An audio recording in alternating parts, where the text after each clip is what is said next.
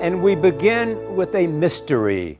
What happened to EgyptAir Flight 804? The Airbus A320 en route from Paris to Cairo crashed into the Mediterranean Sea sometime after 8 Eastern Time last night between the Greek Isle of Crete and the Egyptian coast.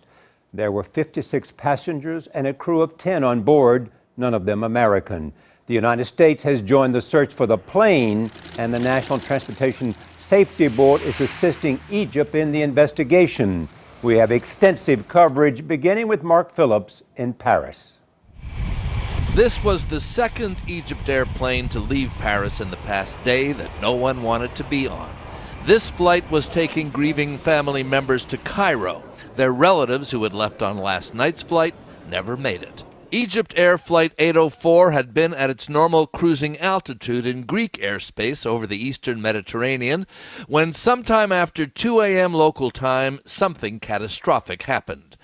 Greek radar showed the plane going into a series of violent, irregular maneuvers, first turning abruptly 90 degrees to the left, then swinging through a tight 360-degree circle to the right, all while dropping like a rock, one official said, down to 15,000 feet, and then at 10,000 feet, disappearing off the radar. There had been no distress call from the crew, although the Egyptians said an emergency beacon may have been activated.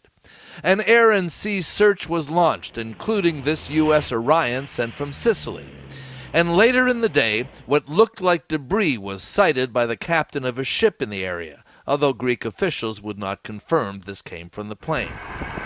By chance, the aircraft involved in today's crash was seen in Brussels last year. But if it was destroyed by a bomb, it's not clear where that could have been put on board. In the past day, the plane had flown to Eritrea, to Tunisia, and then to Paris.